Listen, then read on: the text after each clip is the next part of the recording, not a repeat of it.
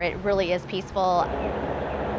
River time slows everything down. It is a beautiful place to be. Take the time to think, take the time to appreciate. The city of Louisville was founded by people exploring the Ohio River and floating down the Ohio River and understanding the peacefulness. That's why we call it the 3 C's: cool, calm, and collected. That's what the river can do for anybody. We're really lucky to have the Ohio River.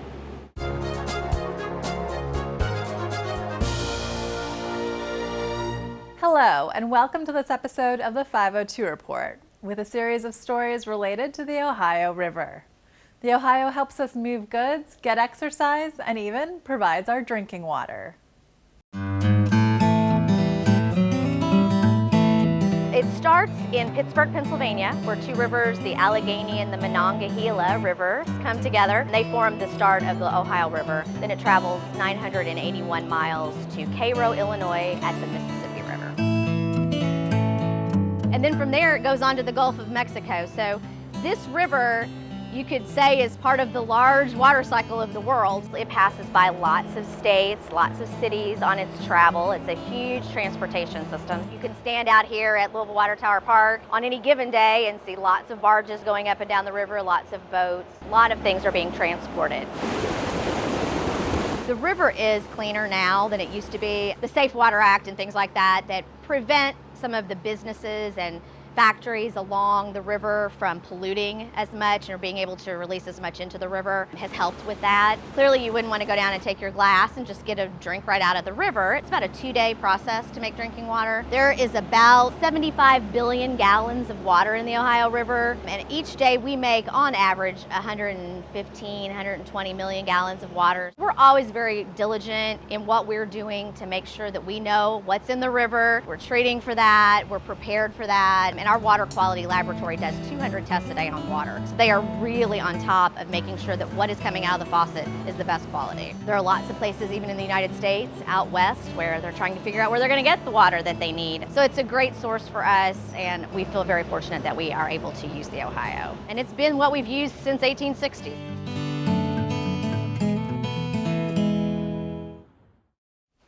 If you're feeling adventurous, you might want to try experiencing the Ohio by boat.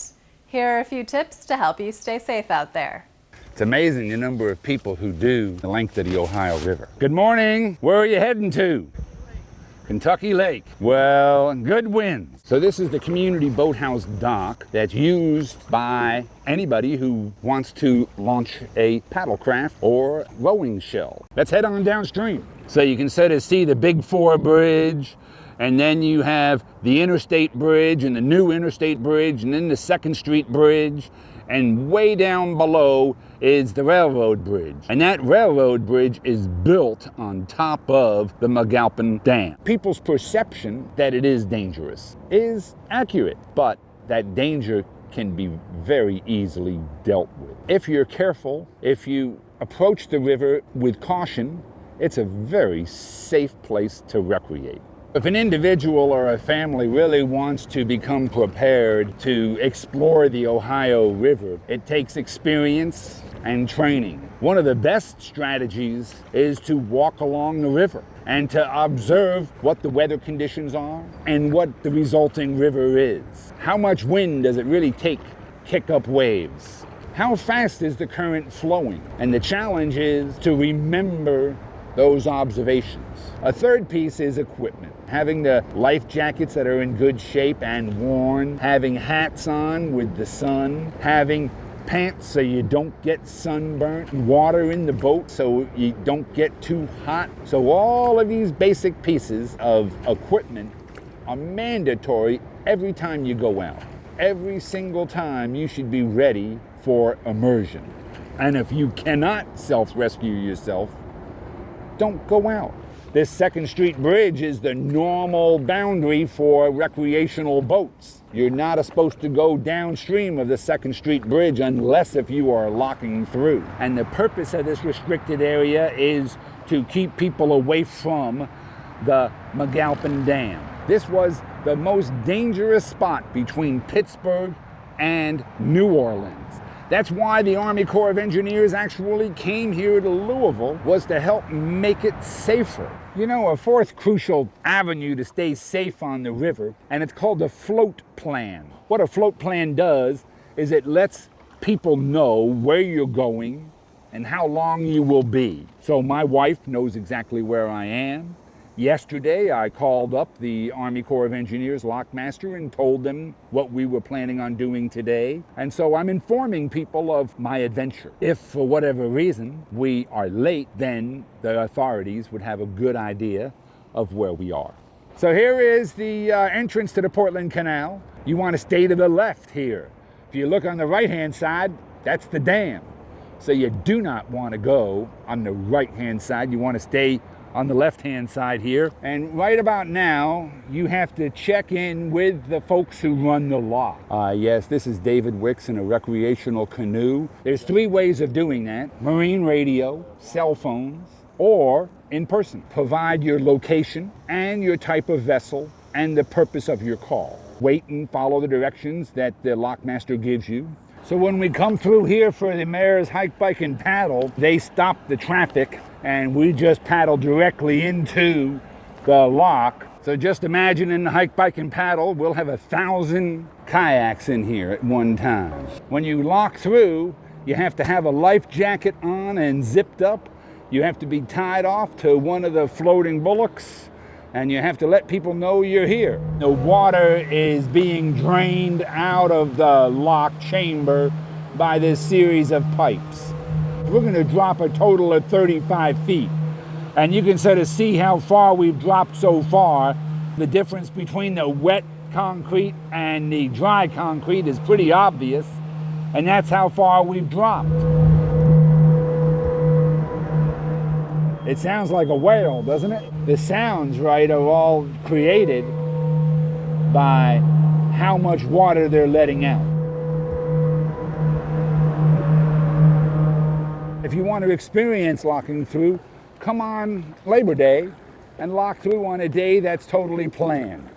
So when we come on out here with the Mayor's Hike, Bike, and Paddle, we'll come straight down river to the New Albany JC's boat ramp.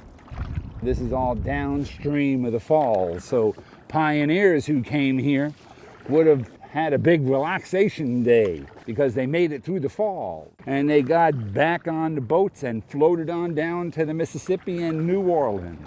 This is the New Albany JC's boat ramp. This is where the Mayor's Hike, Bike, and Paddle will finish.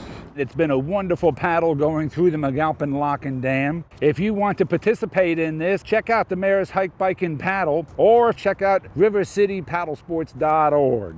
And if you'd like to experience the Ohio from a boat where someone else is doing the work, the Mary Miller and Belle of Louisville have many cruising opportunities available. The Belle of Louisville is still operating. The Belle of Louisville is kind of like the Model T of her time, so she's the old boat. Not many people get to operate a boat that's 105 years old. She's paddle wheel, one of the hardest boats to get used to operating, and once you figure out the nuances of the Belle, you never want to run anything else.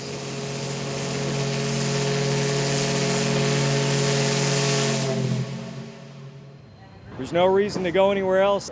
Come ride the Belle.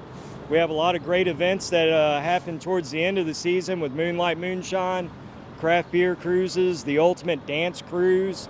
We have dinner cruises that are almost every day, lunch cruises almost every day, and would love to have everyone on board. Then obviously the Mary Miller cruise year-round. We have a lot of exciting trips in the month of August, September, October, and then obviously November, December, January on the Mary Miller. You have a lot of rich history here with the Belle. The Belle's not only been the Belle of Louisville since 1963, but she was also the Idlewild and the Avalon. She's tramped the Ohio, the Mississippi, and all of its tributaries, most widely traveled Western River steamboat in American history. A lot of people don't realize that that paddle wheel is all that moves her. They think there's props underneath of her. There are no propellers, there's no bow thrusters. It's just that big red paddle wheel that moves that boat up and down the river. All powered by steam.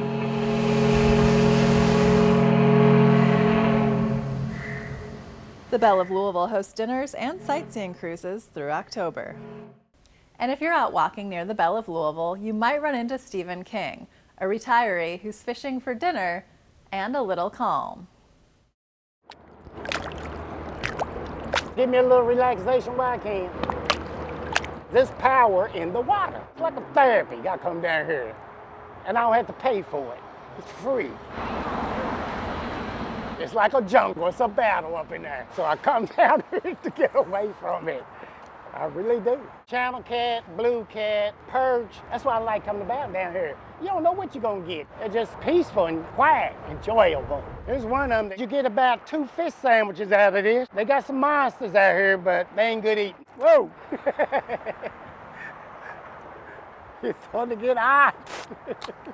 How y'all doing? Can't get the word out what it is, but it's lovely. It's love coming down here, okay? And it's not no hustle and bustle, but I got some armor when I go back up there. When I leave out of here, I'm ready for it. I'll be 63 in September, and Lord knows, I hope he lets me keep coming down here. As long as I'm on this earth, can't nothing make me give it up.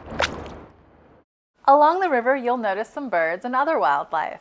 The Falls of the Ohio State Park is a wonderful place to learn about the creatures who live there now and those who did a long, long time ago. We are along the Ohio River at a park called Falls of the Ohio State Park, and it is located right across the city of Louisville, where the only natural obstacle along the entire 981 miles of the Ohio River is located at. It is called the Falls of the Ohio, since it's really a series of rapids over 2.5 miles where the water drops 26 feet. A very common question people ask is, why is the park here? Why isn't it a mile upriver? Why isn't it 2 miles downriver? And that's because this is where everything happens. The Falls of the Ohio State Park was a natural stopping spot, and it was the only natural obstacle along the entire 981 miles of the Ohio River. So when people would come from the east migrating west, they would have to portage once they got to these rapids. That is, take their equipment and goods off a boat, walk it 2.5 miles downriver, and load it onto another boat. That obstacle, those rocks, those limestone rocks, contain 390 million year old fossils. Today, a total of 664 different species of fossils have been found there, more varieties of fossils than anywhere else on Earth. And 1/3 of them are what we call type fossils. They were first identified here and then found in other locations. And by pouring water on the fossils, it appears that they come alive. And they are much easier to see. This is a fossil that's a relative of the sea star, and it's called the crinoid. So this is one of the nicer fossils you're going to see in the park, a very large one. Typically in the upper fossil bed, you're going to see smaller fossils, but you're going to have more diversity. And the lower fossil bed, you're going to have less diversity, but larger fossils. Largest fossil being about the same size you are. All the fossils you're going to see here are all animal fossils, and they're all animals that lived in the bottom of a shallow sea. And we know this is because the fossils tell us their story. This is a horn coral. The point would be in the ground, and then the top would be facing up towards the sun. At the top he'd have tentacles, and those tentacles would grab the plankton, and he was a filter feeder. Would you like to see the cormorants? It's a wonderful place for bird watchers because you're going to see a large variety of forest and edge of forest birds. Then you also have this opportunity to see the migratory river birds. It's also a place where people can take a walk. A lot of people like to come here just for the soothing relaxation or just enjoy nature in general. The park offers certain opportunities such as the paleontology camp, programs on Sunday for families, and we also do hikes at 1 o'clock on Saturdays and Sundays and on holidays. The Falls of the Ohio relies heavily on volunteer support. Call 812-280-9970. This summer, a group of paddlers took a journey to more than 20 small towns along a 274-mile stretch of the Ohio River. Their goal? To promote paddling on the river and create a guide for others to do the same. Well, Louisville is a river city, and it's surprising to me how many people have never been on the river, never connected to the river. You know, for many years, the Ohio River was really considered an industrial river. People are afraid of it, but with the proper training, with the proper equipment and the proper caution, it's very safe to be on the river. This is not a huge whitewater river, but you get those gentle turns, and it's just, it's so peaceful for me, those gentle turns. I'm out here on the water. I came from Riverside, Illinois. My sister and her husband live in Vivi, and they told me about this and know I love being on the water, and and love the peace of the water. Very peaceful out here. This is the inaugural paddle of the 274-mile long Ohio River Recreational Trail. We have a group that started in Portsmouth, Ohio on Saturday and paddled down to Cincinnati. And then we picked up 2 more groups, and they're paddling from Cincinnati to Louisville. I've been working with Dr. David Wicks here for a long time on trying to increase our use of the Ohio River and Beargrass Creek for recreational and economic and environmental opportunities, and this is sort of a real big attempt to raise awareness. I think the importance of culture generally is that it allows people to realize that they share more in common than they think they do. Louisville is a river town and Cincinnati is a river town, but so are these 27 other small river towns in between the two. Even though our sizes are a little bit different, we really have the same kind of problems and the same kind of opportunities, and by understanding that the river is what connects us all as a thread, we can build off that culture and work together to really try to improve life for everybody within the region. Okay, let's catch up. We want to hit point right over there, okay? We are with a group of kindred spirits who believe in water quality and in recreation in our backyard. Our idea is that we can develop the infrastructure along the Ohio River to better accommodate recreation and personal exploration. We've developed something called the Ohio River Digital Guide. It will be online. It is going to be free. It'll be operational later this summer. OhioRiverRecreationalTrail.com. What we're trying to do is give people the opportunity, the materials, the information to have an adventure on the Ohio River. I'm a big fan of a sense of place, that you can't really understand your history, you can't understand your community without understanding the relationship between the river and the land. If you want to get a good feeling of where we live and why we live there, it's that connection to the river. I happen to be 70. My muscles are nice and sore, but I feel really alive. I think that if I can be out here doing this, everybody can be out here doing this. The Ohio River Recreational Trail website can be found at OhioRiverRecreationalTrail.com. And if you're not quite up for an adventure like that, but still want to have fun in the water, the Louisville Water Company has some great ways for your family to learn together. We are at Louisville Water Tower Park. It's our original pumping station facility down at Zorn Avenue and River Road. We see about 40,000 kids. What's the name of that river outside the door? Over a 12-month period. Lots of school visits, lots of science, lots of social studies. We call it Science in the Sink. So it's our summer stay on top of your science plan. It's this really cool little program that we've developed. Every Sunday, we are sharing a new experiment to try. And I have a couple of examples here. Everybody's probably seen this happen before. Take your glasses in the kitchen, maybe 5 or 6 glasses, fill them at different levels with water, and then, make a little music. See what it sounds like. A little lower, depending on how much water is in there. It's fun to try. Another really fun one that's all about things that sink and float. So you could really be a cool scientist and learn, is it gonna sink? Is it gonna float? Let me find a bunch of things I have at my house, things like rubber bands or pennies, even marbles, where you drop things in the bowl, and you want it to be kind of a clear bowl so you can see what's gonna happen. You're gonna say, is it gonna float? Is it gonna stay on top? Or is it going to sink down in there? So my guess is that a marble, because it's pretty heavy, is probably gonna sink to the bottom. Sure enough, I'm correct. And then you might take something lighter in weight, like a straw. My guess is it would float. Let's try it. Very good. It's all about that weight and mass, but you're doing science and you're having fun and you don't even really know you're doing science sometimes. So really fun, exciting way to do that. We hope we've given you a few ways to get out and enjoy the river. Thanks for watching this episode of the 502 Report. Until next time, take care.